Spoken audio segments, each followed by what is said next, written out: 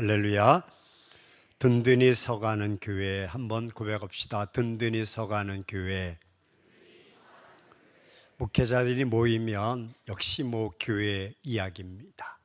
한국 교회에는 다른 곳에서 보기 힘든 이야기거리, 토론거리가 있습니다.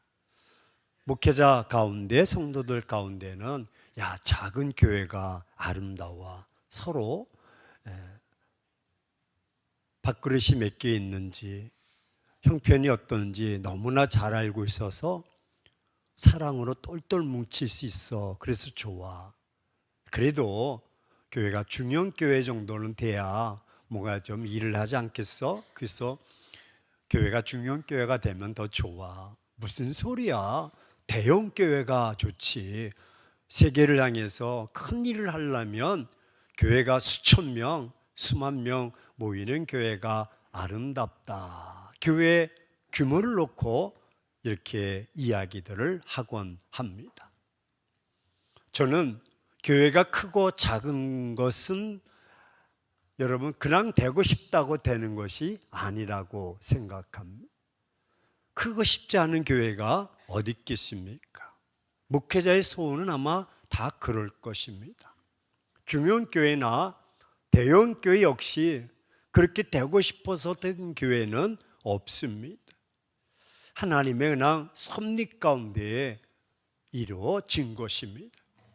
하지만 어떤 유형의 교회가 좋은가 하는 점보다 성도들을 얼마나 잘 돌볼 수 있는 교회인가 하는 점이 더 중요한 것입니다. 작은 교회든 중형교회든 대형교회이든 오늘 사도행전 6장에 등장하는 예루살렘 교회도 어쩌보면 대형교회입니다. 오순절에 3,000명이 예수님을 믿게 되었고 또 그동안 성장해서 이제는 10,000명 이상의 성도가 모이는 큰 교회가 되었습니다. 지금도 그렇게 쉽지 않지만 그 당시 인구 대비에 비하면 엄청난 큰 교회입니다. 하지만 교회 규모가 커지다 보니까 몇 가지 문제점들이 드러나기 시작했습니다. 그 중에 하나가 성도들을 제대로 돌보지 못해서 생기는 분쟁, 문제였습니다. 다시 말해 예루살렘 교회에는 헬라파 유대인과 히브리파 유대인 두 부류가 함께 있었습니다.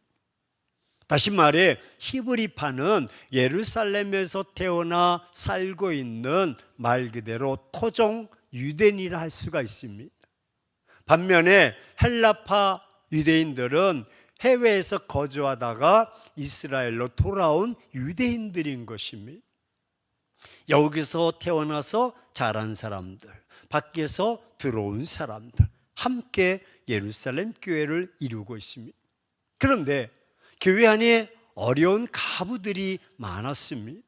그래서 이 가부들을 돌보는 문제를 놓고 두 부류의 사이에 갈등이 생깁니다. 어쩔 수 없이 교회가 양적으로 성장하다 보면 생기는 문제이기도 합니다. 또 한 가지 숨은 문제는 사도들이 자신들의 은사와 소명대로 섬기지 못해서 생긴 갈등을 고백하고 있습니다. 사도들의 소명과 은사는 하나님의 말씀을 묵상하고 준비하고 전하고 성도들 위해서 열심히 기도하는 것, 즉 말씀과 기도의 사역입니다. 하지만 이 12명의 사도들은 모여드는 성도들, 구제의 대상, 교회 안에서 어려운 사람들을 돌보느라고 발에 땀이 날 정도로 뛰어다니다 보니까 본인의 소명에 전념하기 힘들었습니다. 그래서 이에 대해서 해외에서 들어온 교인들이 불평과 원망을 하게 된 것입니다. 교회도 사람들이 모인 공동체이기 때문에 종종 원망과 불평, 시험이 있습니다. 성도가 하나님을 섬길 때는 자기의 소명과 은사에 따라 섬겨야 됩니다. 저는 이렇게 생각합니다. 성도 중에, 우리 중에 하나님으로부터 은사를 받지 않은 사람은 한 사람도 없다고 생각합니다. 그래서 어느 교육 전문가는 누구든지 천재가 될 수가 있다.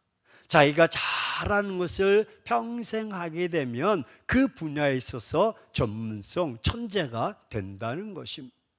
예를 들어 글을 잘 쓰는 사람은 하나님 주신 은사를 잘 활용해서 그 분야의 전문가가 되고 그 글로 통해서 많은 사람들에게 칭찬과 인정을 받게 된다는 것입니다. 또한 노래를 잘 부르는 사람은 그 주신 은사를 통해서 전문가가 되고 그 노래를 통해서 칭찬과 인정을 받게 되는 것입니다. 더욱이 잘 가르치는 사람은 그 교육을 통해서 하나님의 주신 은사, 어쩌면 가르쳐도 저렇게 귀에 쏙쏙 들어오게 가르치는 사람이 있으니 이해하기 좋게, 그런 사람은 그 분야의 전문가가 되고 칭찬과 인정을 받게 되는 것입니다. 따라서 영적 은사를 잘 분별해서 그 은사대로 하나님의 교회를 섬기는 우리가 되어야 하는 것입니다. 그럴 경우에는 문제가 생기지 않습니다. 그러나 사도들은 자신의 은사와 은사인 말씀과 기도하는 일을 젖혀둔 채 발이 땀이 나도록 굳이 하는 일을 했기 때문에 오히려 문제가 발생된 것입니다. 그렇습니다. 예루살렘 교회가 점점 더 복음의 역사가 왕성해 가는 즈음에 교회에 시끄러운 일이 생겼던 것이죠. 매일 구제하는 일이 있어서 헬라파 유대인 가부들은 구제를 제대로 받지 않아서 마음이 상한 것입니다. 그들이 교회에 원망을 하니 교회가 시끄러집니다. 여러분, 만약 교회가 분쟁이 일어나면 누가 가장 괴롭겠습니까? 목사입니까? 아니면 연약한 성도들입니까? 아니면 싸우는 당사자들입니까?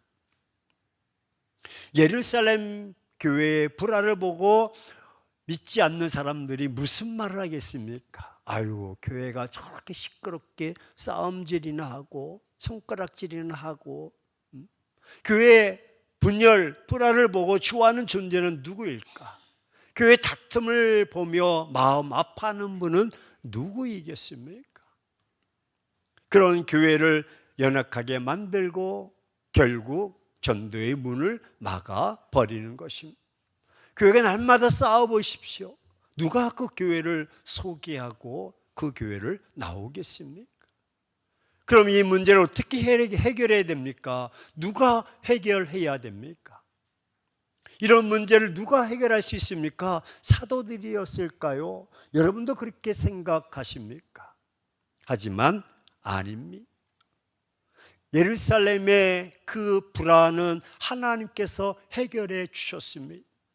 오늘 본문에 교회의 불안은 사람들만이, 사도들만이 보고 있었던 것이 아니라 하나님께서도 지켜보고 계셨던 것입니다. 하나님께서 이 사건을 보시고 하나님께서 이 문제에 직접 해결해 주시고 간섭하십니다. 그럼 하나님께서 어떻게 해결하셨습니까? 하나님께서는 한번 고백합시다. 교회에 준비된 사람들, 교회에 준비된 사람들 통해서 이 문제를 싹 해결해 주셨습니다. 사도들로 이 사건의 심각성을 깨달아 알도록 마음을 움직이셨고, 그리고 인물을 찾게 하셨습니다. 그 조건이 무엇일까? 조건은 성령 충만한 사람, 칭찬받는 사람, 지혜로운 자들을 찾으라는 것입니다. 그런데 이미 하나님께서는 교회에 성령 충만한 사람들을 준비하셨습니다. 더욱이 하나님께서 쓰시기에 합당한 7사람을 이미 준비해 놓으셨습니다. 여러분도 알다시피 성령 충만은 사람이 준비할 수 있는 요건이 아닙니다. 조건에 합당한 7사람을 선택하셨습니다. 그리고 교회의 조직을 세운 것입니다. 하나님께서 주신 재능대로 각자의 직분을 나누어 주었습니다. 이제는 사도들에게는 본연의 임무, 기도와 말씀 전하는 일을 맡기셨고, 집사들에게는 교회의 살림을 감당하도록 분담을 해 준 것입니다. 그렇습니다. 교회는 하나님께서 준비하신 사람들이 있을 때에 든든히 세워져 갈 줄로 믿습니다. 하나님께서 준비하신 사람들은 모두 성령과 지혜가 충만합니다. 하나님께서 하시는 일에는 모두 지혜와 순종밖에 없습니다. 문제의 원인이 되었던 헬라파 유대인들의 연약함을 공정하게 돕기 위해서 집사들을 세웠고, 이렇게 하나님께서는 헬라파 유대인들 중에 집사를 세워서 분담하게 하셨습니다. 더욱이 주장했던 히브리파 유대인들은 이 일을 기꺼이 그래 양보하면 지혜와 능력을, 마음을 그들에게 주셔서 서로 배려하고 배분 지분을 나눠 준 것입니다. 이렇게 집사들을 선출한 결과 사도들이 더욱 힘있게 복음을 전하게 되었고, 그리고 구제 사역도 공평하게 이루어진 것입니다. 그러자 허다한 제사장 무리들도 오늘 7절에 기독교로 개종하는 기적적인 역사가 일어났습니다. 흥황의 역사, 부흥의 역사입니다. 여러분, 당시 제사장들이 어떤 이들입니까? 우리가 살펴봤듯이 교회를 핍박하는 대제사장들의 수하들입니다. 당시 문헌에 보면 예루살렘에는 18,000명 정도의 레인들이 있습니다. 이들 중에 약 8,000명이 제사장으로서 대제사장을 도와 성전에서 제사드리는 일을 수행했다고 합니다. 하지만 당시는 구약 시대처럼 매일 제사를 드리는, 그래서 제물의 11조가 쌓여지는 것이 아니라 제대로 주지 않음으로써 제사장들은 가난에 시달렸던 것입니다.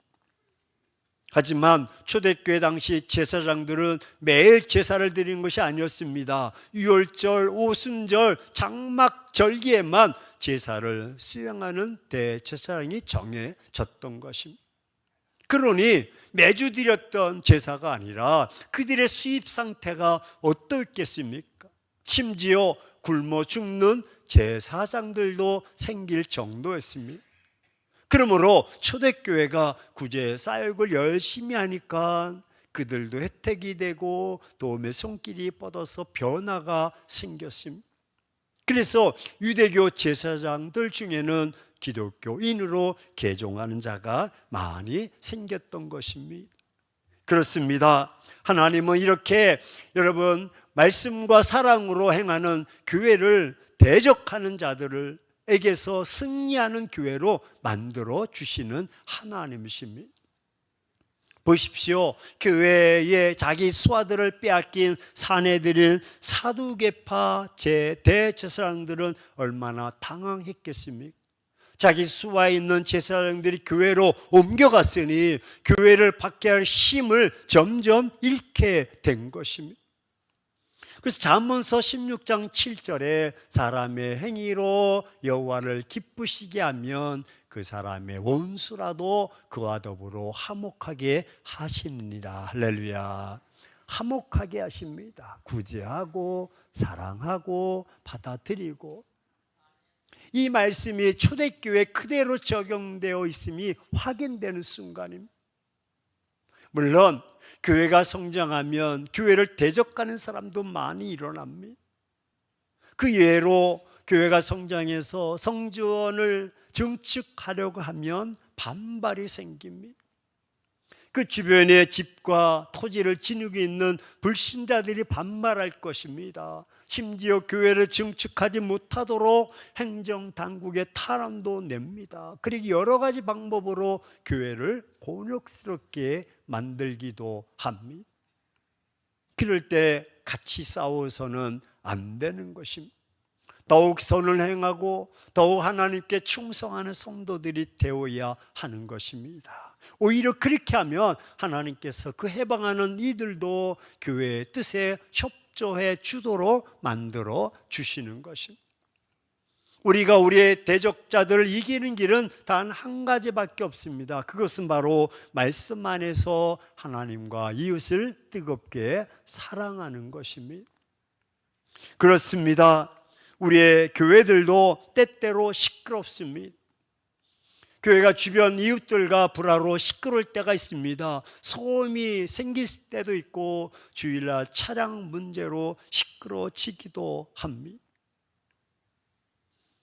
여러분, 일산에 강림교회라고 있는데요, 박동찬 목사님이 신무하시는 감리교회입니다. 몇천 명씩 부흥이 되었는데 그 입구가 2차선입니다. 가고 오고 길 밖에는 없습니다. 주일날 들어오는 차, 나가는 차가 꽉 차 있어서 바로 붙어 있는 아파트 존의 사람들이 매우 불편합니다. 근데 전도를 하는데 버스도 붙이면서 당신이 행복했으면 좋겠습니다 라고 전도하니까 아파트 주민들이 우리는 니네가 없으면 행복하다고. 서로 얼마나 불편하지. 그래서 대안이 주중에 아파트를 주차장을 철근로 3층을 이렇게 해놓으면 그걸 무료로 쓰도록 이렇게 또 배려도 해주고 또 이렇게 한다고 합니다. 교회가 불화로 시끄러울 때 우리는 어떻게 해야 될까? 누가 해결하고 누가 해결하기를 원합니까? 사람들은 어떤 사람은 저 사람이 해결할 수 있을 거야. 어떤 사람은 나만이 할 수 있어. 어떤 사람은 뭐 자기 일이 아님을 강 건너 불 구경하듯 남의 일처럼 상관도 하지 않는 사람도 있습니다. 하지만 저는 사람들이 나서서 하면 더 시끄러질 수가 있습니다. 그럼 누가 해결해야 됩니까? 하나님께서 해결하시도록 해야 하는 것입니다. 그래서 교회는 교회 안에 준비된 자를 찾아야 되는, 대응하는 자를 찾는 것이 아닙니다. 대적하는 자를 찾는 것이 아니라 준비된 자. 하나님께서는 그 예루살렘 교회에 불화가 있고 시험이 있고 다툼이 있을 때 준비된 자만 그들 통해서 일하십니다. 준비된 자는 성령 충만한 자를 말하며 준비된 자는 모든 것을 하나님께 물어보는 습관을 가진 사람인 것입니다. 하나님께 여러분 여쭈는 습관이 있는 사람은요, 자기 마음대로 일을 해결하려고 하지 않습니다. 하나님께서 가르쳐 주시는 대로, 인도하시는 대로, 섭리하는 대로, 하나님의 법대로 해결합니다. 하나님께서는 모든 문제의 답을 가지고 계십니다. 하나님께 해결을 부탁하면 원하는 사람들에게 가장 아름다운 방법으로 응답해 주시고 답을 주십니다. 그럼 여러분, 하나님께서 원하시는 사람은 어떤 사람들일까? 우리가 준비해야 될 사람은, 그 문제를 해결해야 될 사람은 그 자격과 조건이 무엇일까? 먼저는 사도들은 같이 한번 고백합시다. 성령에 충만한 사람, 성령에 충만한 사람을 택하라는 것입니다. 든든히 세워져 나가기 위해서는 말 잘하는 사람이 아니라 성령 충만한 사람. 성령 충만한 성도는 늘 하나님과 교제하는 성도입니다. 하나님의 말씀에 순종하고 교회의 주인 되신 성령의 뜻에 순종하는 성도가 성령 충만한 사람. 어떤 직분도 아니고 어떤 연령도 아니고 경륜도 아니고 목소리 높은 것도 아니고 성령이 인도하신다. 그래야 성령 충만한 상태를 유지할 수가 있고, 결국 성령 충만하다는 것은 하나님과 날마다 동행하는 삶, 인도함을 받는 삶, 하나님께 늘 기도하고 하나님의 말씀에 순종하는 생활하는 성도를 가리켜서 성령 충만이라고 말씀하고 있는 것입니다. 성도가 성령 충만하고 지혜가 있는 것을 어떻게 알 수가 있을까 하는 것입니다. 바로 교회 일에 충성하고 사람들에게 그리스도의 덕을 베푸는 것을 보고 알 수가 있는 것입니다. 사회 일은 인간의 이성이나 지혜나 기능으로 할 수가 있습니다. 그러나 교회 일은 성령의 지시와 도우심으로 행할 수가 있는 것입니다. 따라서 우리 자국 사람에게 성령 충만한 사람이 됩시다. 네. 그리고 오늘 두 번째, 사도들은 칭찬 듣는 사람을 택하라고 말씀하고 있습니다. 이 칭찬 듣는 사람이란 어떤 사람일까? 믿음과 충성이 검증이 되어 교회에서 평판이 좋은 성도를 가리킵니다.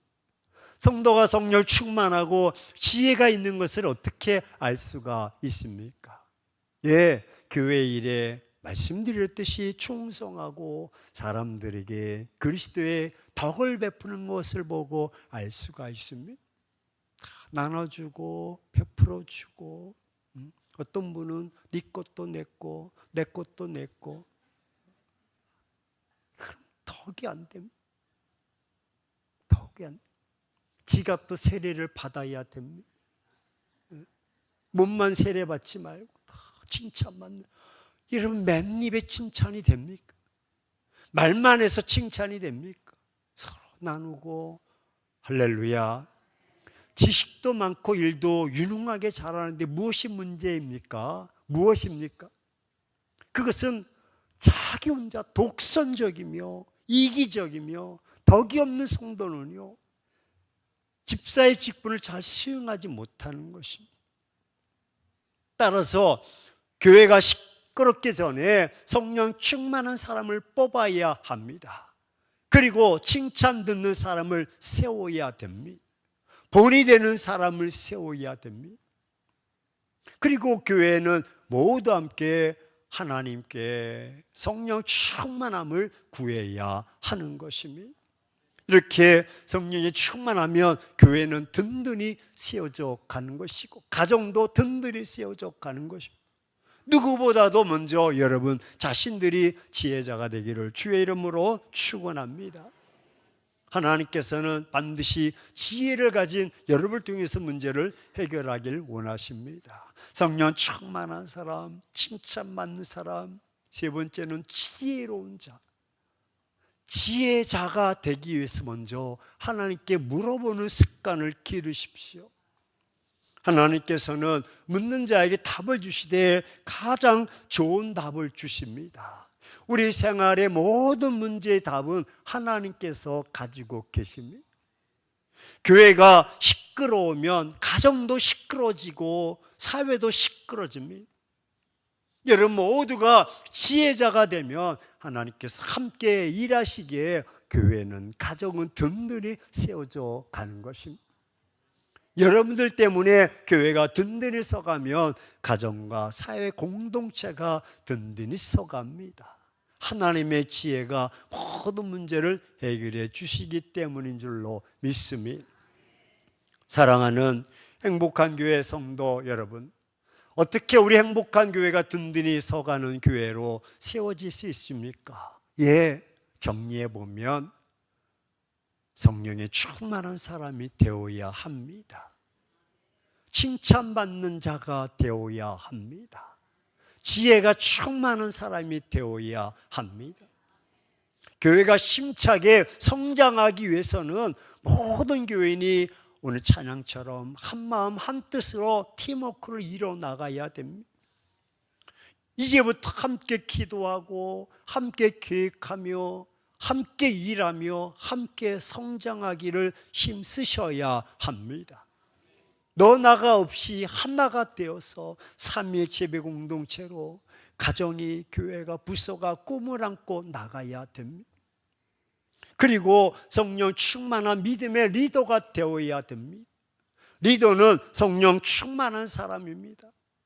여러분, 부정적인 사람일수록 밝은 낮에도 먹구름을 먼저 봅니다. 하지만 성령 충만한 사람은 캄캄한 밤중에도 하늘의 별을 바라보는 것입니다. 그리고 꿈과 희망을 갖습니다. 부정적인 사람이 되지 않기를 축원합니다. 여러분, 부정적인 사람이 돼서는 절대 안 됩니다. 어둠 속에서도 빛을 보는 사람이 되어야 하는 것입니다. 그런 사람이 성령 충만한 사람이요, 기적적인 사람이요, 축복을 가져다 주는 사람이 되는 것입니다. 더욱이 칭찬받는 리더가 되어야 합니다. 그러기 위해서는 칭찬받는 사람들을 늘 만나야 됩니다. 칭찬받는 말을 들어야 되고 칭찬받는 모임에 참여하셔야 됩니다. 그래야 거기에 물들게 되는 것이죠. 그리고 말씀드렸듯이 지혜 충만한 리더가 되어야 됩니다. 지혜 충만한 삶을 살아가야 됩니다. 날마다 지혜의 감동과 은혜를 받으며 살아야 되고 지혜의 다스림을 받아야 됩니다. 이런 자들이 힘을 모아 함께 일할 때 교회는 흥황할 줄로 믿습니다. 성령 충만한 믿음의 사람이 되어서 서로에게 좋은 영향력을 줄 때 교회는 든든히 서가고 성장하고 흥황하게 되는 것입니다. 성령 충만한 영성과 덕성의 사람이 되면 교회는 힘차게 성장하고 부흥될 줄로 믿습니다. 사랑하는 행복한 교회 성도 여러분, 이제 우리는 든든히 서가는 교회로 세움받는 날입니다. 다시 한번 말씀드리지만 이제부터 성령의 사람이 됩시다. 아멘이 좀 적어요. 이제부터 성질이 막 지가 같은 사람이 됩시다. 성령이 충만한 사람이 아니라 성질이 막 개떡 같은 사람이 있어요. 그러면 교회도 안 되고 가정도 안 되고, 칭찬을 고사하고 아이고 나 욕이나 먹고 지질이. 우리 좌우 사람에게 제발 그러지 맙시다. 그래야 돼요. 지혜가 충만해서 문제를 풀어나가야 되는데 늘 문제를 야기시키고 다툼을 야기시키고 시험거리가 되고 그럼 되겠냐. 따라서 결단합시다. 이제는 성령의 사람이 됩시다. 이제부터는 칭찬받는 사람이 됩시다. 지혜가 충만한 사람이 됩시다. 이와 같은 조건들이 교회의 부흥을 가져오는 것입니다. 부흥을 이뤘던 것입니다. 이런 자들은요, 교회의 디딤돌이 됩니다. 그래서 많은 사람들이 그를 통해서 고난을 극복하고, 그를 통해서 시험을 극복하고, 그를 통해서 다툼을 극복하고, 할렐루야. 성질만 있고 칭찬은 고사하고 이런 사람은 디딤돌이 아니라 걸림돌입니다. 그 사람을 통해서 넘어지고 깨어지고 아파하고